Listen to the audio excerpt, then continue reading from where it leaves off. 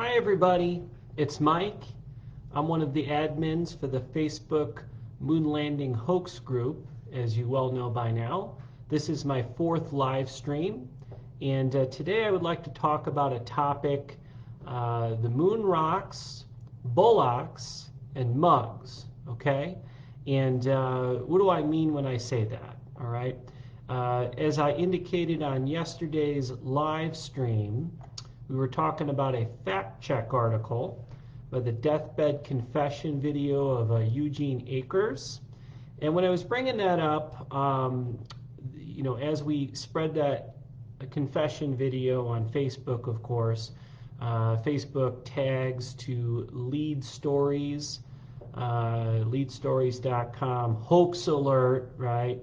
And is doing damage control on this Eugene Akers confession video that we've been talking about. And if you don't know what that is, you can go to the Moon Landing Hoax live stream number 3 with me, and I'll explain it all there, or just do a search through our group and you'll read all about it. But I'm sure most of you know about the Eugene Akers confession video by now, so I'm not going to retread that territory since you already know what's going on. As I indicated yesterday, the big rebuttal, if you will, to the Eugene Akers confession video is this Lead Stories article that Facebook links to for anybody that wants to talk about this. And you're going to be demoted in the Facebook algorithm by sharing quote unquote fake news, as they call it. And it's a complete BS fact check, if you will. And how they rebut Eugene Akers' deathbed confession video for the Cannon Air Force Base fakery, June 1st through 3rd of 1968. His father, Cyrus Eugene Akers, who was of the military police, Air Police Division, who was the security guard on site for the faking of Apollo 11. Well, how did they rebut that information with the deathbed confession video, right? Well, they say NASA sends an email, an unknown person, to Lead Stories. Lead Stories doesn't identify which NASA agent sends this, but their response is, quote, "There is a significant amount of evidence to support NASA landed 12 astronauts on the moon from 1969 to 1972. We collected 842 pounds of moon rocks that have been studied by scientists worldwide for decades. From these rocks, we've learned that the moon was once part of the Earth. The moon is about 4.5 billion years old, and that most of the moon's craters are caused by impact, not volcanism." Okay, so it's just interesting that rather than rebut any of the evidence from the confession video, they point to the moon rocks. The moon rocks prove we went to the moon. It's interesting they don't bring up the photographs, because we know the photographs are a fraud. And anybody with a brain that has any idea how the Hasselblad cameras works and how basic photography works and how shadows work and lighting works can look at the photography and know that it is not natural sunlight. It was photographed in a studio. There are plenty of embarrassing errors in the video records where sound is recorded, where they toss an object. I believe it was Apollo 14. I want to say I can do a separate live stream on that one. No, it was Apollo 15, I believe, excuse me. They throw a cord and it bounces off the lunar module and it makes a sound. And of course on the moon there's no air, it's a vacuum. That's not supposed to happen. There's plenty of smoking gun evidence, so they don't mention the video record, they don't mention the photographic record. Their big evidence is, of course, the moon rocks, okay? Which I find absolutely fascinating, as I discussed in yesterday's live stream. So they claim to have collected 842 pounds of moon rocks. And as I was talking about yesterday, you all probably know about this story, but in the Dutch Museum in 1988, they started showing a moon rock that was allegedly given by the Apollo 11 crew, okay? and the Dutch Museum got this moon rock from Prime Minister Willem Drees in 1988 as a private gift. And then it was put in a Dutch museum for display.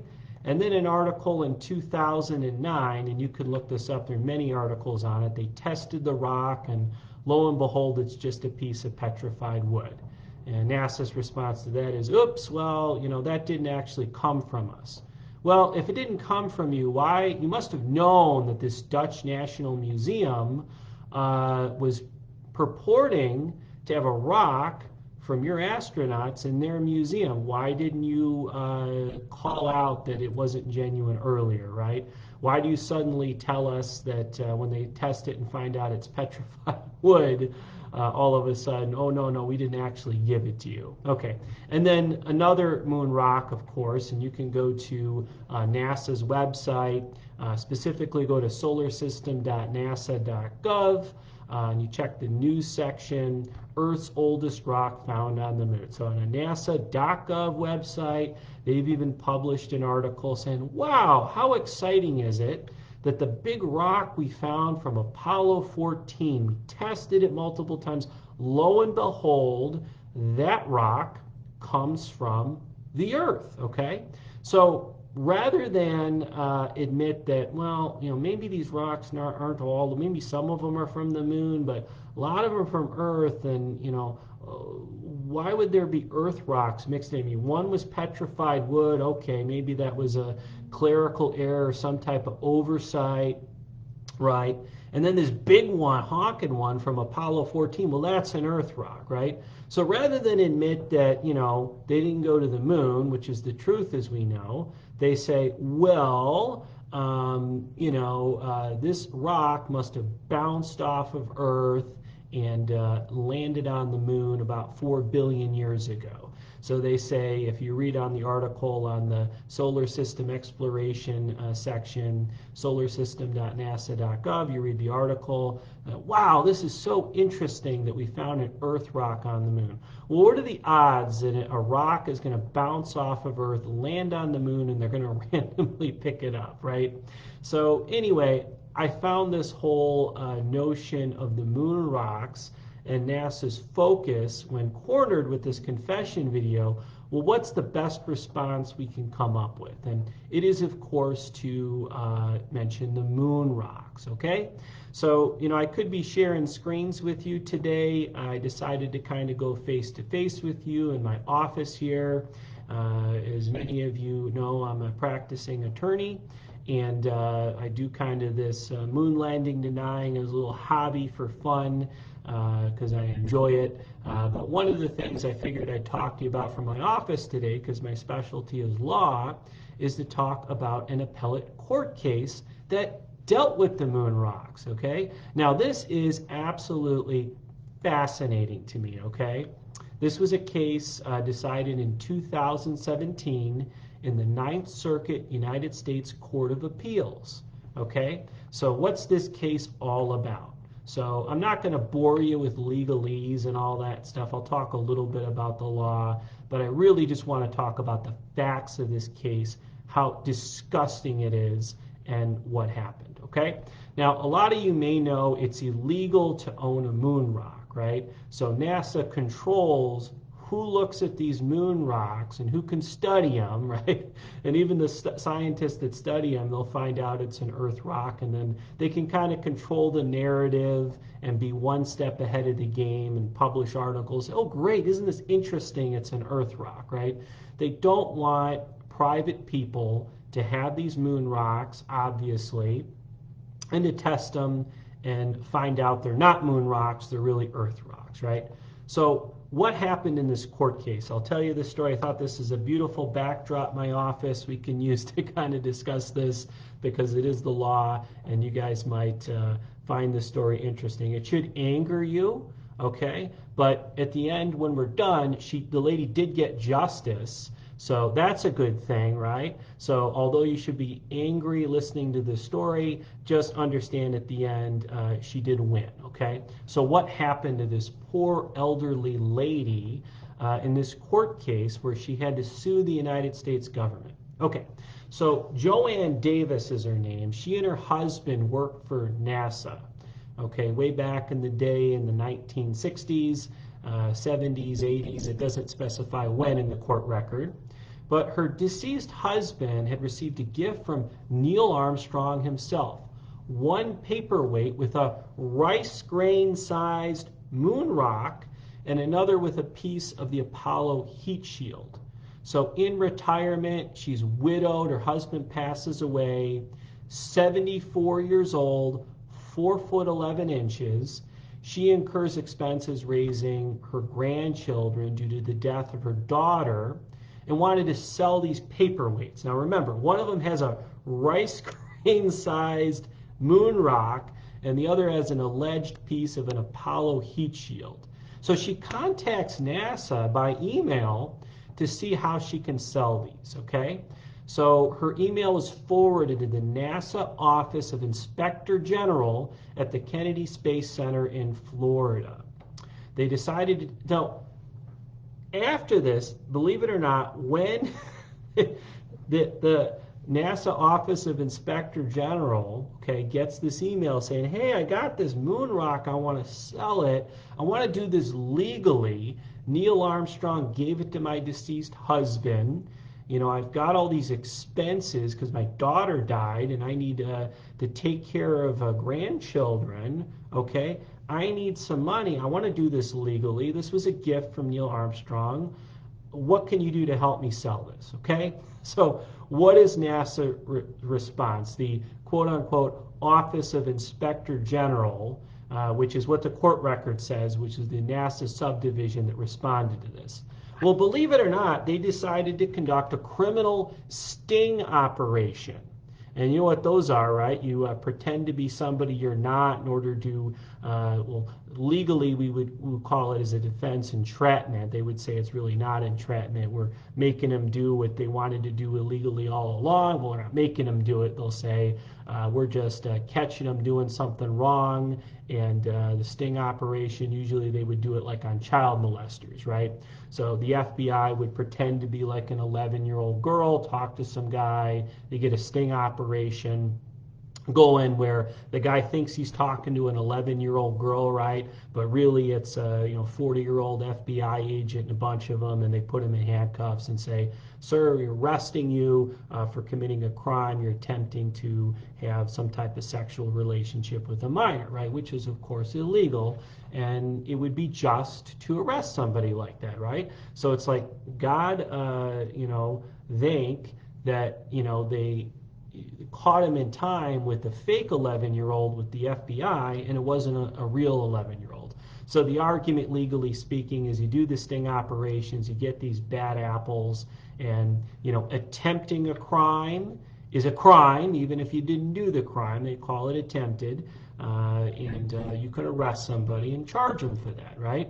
So believe it or not, NASA, through their Office of Inspector General at the Kennedy Space Center, decides to do a sting operation on this woman over this moon rock, which is, again, and I said it for the third or fourth time now, the size of a grain of rice. So what did they do? They sent a special agent with the cover name Jeff to meet with her at a restaurant from NASA, right? Let's meet at this restaurant and discuss the sale of the 2 paperweights. So this 70-year-old man, I guess, was present with her. That's what the court record says. When they bring out the paperweights and they're, okay, we're ready to sell it. All right, and they discuss the sale, and boom, they detain her, right? So the 70-year-old man was grabbed by the back of the neck. They restrained him, right? And then they pulled him out of the public restaurant. And, I shouldn't be laughing, but I'm happy that she got justice in the end, okay, guys? But, it is disgusting what these NASA goon thugs have done, all right? So they moved him to the parking lot for questioning, right? So this terrified 4'11", 74-year-old woman, okay, she's out there and she literally pisses in her pants, right? So she's urinating in her pants. She's so terrified over this. And they're questioning her about, the moon rock and her story and all that. this big, right? So she requests, hey, I want to go to the bathroom and change my pants. They say, no, you can't do that. They made her stand in the parking lot with urine-soaked pants while they questioned her for 2 hours. No arrest was made, but the gifts, of course, were from Neil Armstrong, allegedly, the rice grain moon rock and the heat shield, were confiscated, okay? The case was referred to the U.S. Attorney in Orlando, Florida, for her crime of, quote, being in possession of contraband, evidence of the crime, fruits of instrumentalities of the crime concerning a violation of the code, which is 19 U.S.C. 641. Okay? So what they're saying is this is U.S. government property. You're holding it illegally. You're trying to sell it. That's a crime. We want to charge you. Okay? Well, if I were the attorney, I would decline the case, obviously. And being sane, the U.S. attorney in Orlando, Florida, declined to prosecute the case. What are you doing? We don't want anything to do with this. So they drop it, right? So if you're the woman, what do? Well, you're pissed off, and you have rights under United States law. So under civil rights, under United States Section 1983, you can bring lawsuits against government agents that violate your civil rights, and especially ones that are aggressive and injure or damage you when they're doing something that they shouldn't be doing, right? So she brings this lawsuit, okay, and I'm not going to bore you too much with the legalese, but what is the response from the United States government via NASA here? They say, well, Jeff should get qualified immunity. And what that means is that, if Jeff is doing his job, and Jeff is a pseudonym, right? Quote unquote Jeff, right? That did all this and arranged all of this. If he's doing his job at the end of the day and somebody gets injured in the process, so let's say, for example, there's a drug dealer and the drug dealer is running away and Jeff tackles the guy and the guy's arm is broken and the guy sues and says, hey, well, my arm is broken, right? I've been injured. I want to sue you. Well, the response would be, right, qualified immunity, right? Jeff is doing his job. He saw you dealing the drugs. You started running away. Jeff had to detain you. He went and tackled you to get you, and you broke your arm. So be it, right? But qualified immunity only gets so far. I'll tell you a quick little war story. I remember back in my earlier days as an attorney, I took a phone call from a guy, and he told me, hey, I want to sue the police, right? And I said, well, why do you want to sue the police? What did they do? He said, well, I fell off my bike. Well, why did you fall off your bike, right? And he was like, well, I went into this house and I took some prescription drugs. So the guy took prescription drugs from a house, gets on his bike, he's fleeing the police chase him, he falls, and I'm like, sorry, buddy, we don't have a case, we can't sue the police over this. But you can kind of see how this would be a very different situation, right? Got an elderly 74-year-old woman, what the hell are they doing a sting operation on her?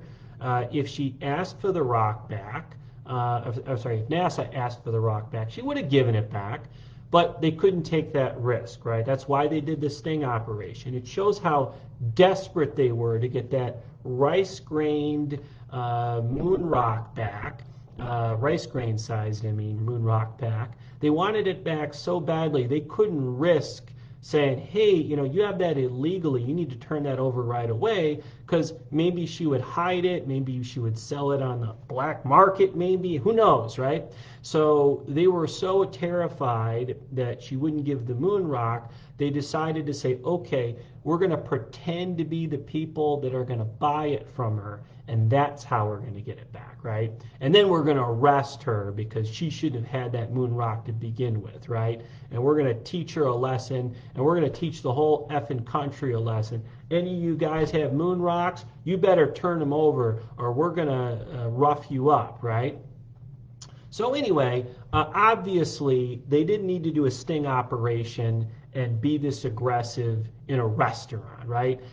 If the situation was so dangerous that they needed to be as aggressive as they did, they shouldn't have done the sting operation in a public restaurant to begin with. The fact that they did it in a public restaurant was evidence that they didn't need to have a woman stand with urinated pants in a parking lot for 2 hours while they questioned her. All right, completely ridiculous.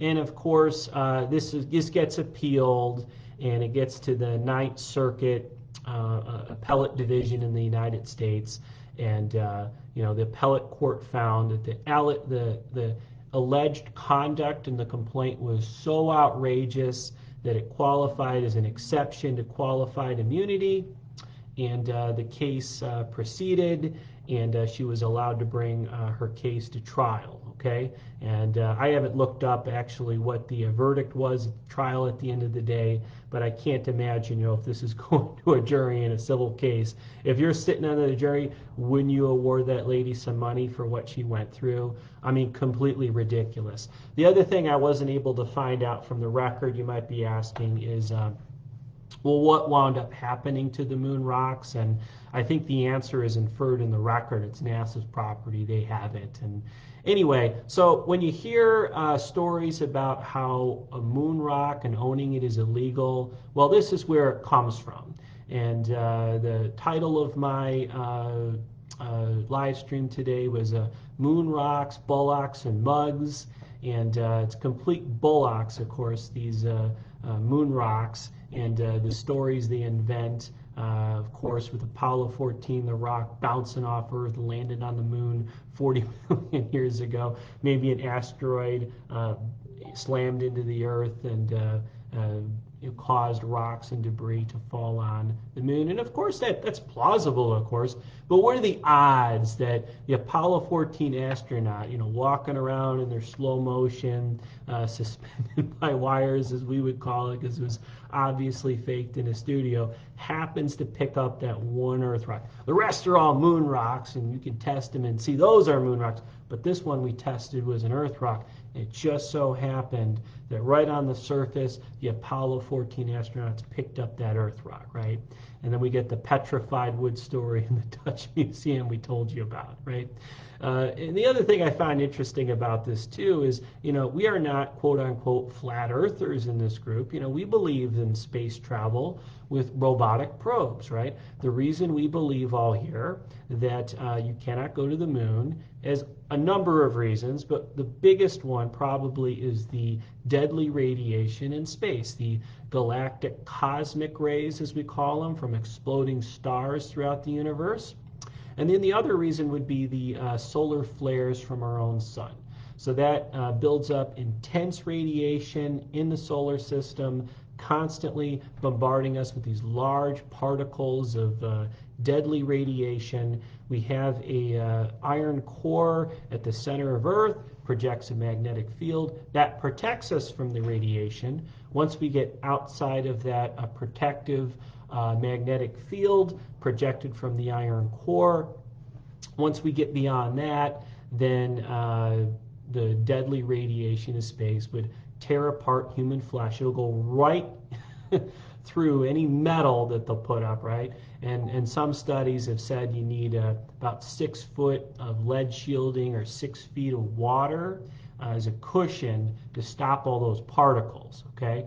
And when those large particles goes through metal, it actually can make it even worse because it ricochets through the metal, it makes the particles worse, and it makes it even more deadly if you have like some thick metal on a spaceship when you're going through that. So we don't have the technology. I know we're testing it with the Artemis program in the United States, but we don't have the technology to survive space travel beyond low Earth orbit due to the radiation, okay?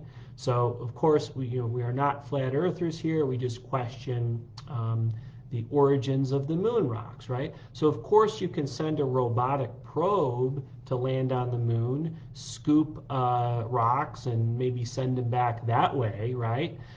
So even if the moon rocks didn't come, even if the moon rocks did allegedly come from the moon, well, number one, as I said in my last live stream, Werner von Braun, who was one of the heads of the NASA rocket programs for Apollo, he did an expedition to the South Pole, Antarctica, because they believed and looked for specifically, they didn't just walk across the Antarctic surface looking for moon rocks, because they thought all moon rocks were falling to the South Pole for some reason, and they went there to collect moon rocks for study so that they could know the difference. Okay, when we go get the moon rock, we'll compare it to this rock, which we got from Antarctica, and then we'll know it's the real deal. We'll know it's from the moon, right? Because we already have samples that we got from Antarctica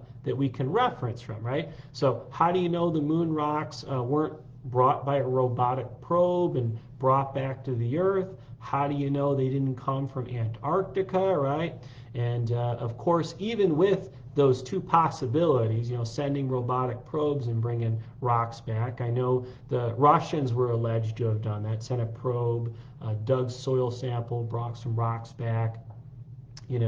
How do we know that those rocks didn't come from Antarctica? And even with the Antarctica possibility of moon rocks coming from there, in probes sent to the moon to bring moon rocks back, you still have Earth rocks in there, which is particularly amusing. Anyway, that's about all. I figured I'd give you the story about that Ninth Circuit appellate case and how awful that was that woman was treated. And so if you like these live streams, leave a like and a comment. I'll keep a couple more going as I got a lot more to say. If you guys don't like the live streams, I'll stop them when I'm done with the various topics I want to talk about, okay? But if you do like them, I have plenty of stuff to talk about. We can keep making new live streams going forward. So you guys have a great Friday night. The United States here at 6 o'clock. Probably, you're out there in Europe. It's a lot later, of course. But I wish you guys a great weekend coming up, and we'll talk to you again real soon. Have a good one. Bye-bye.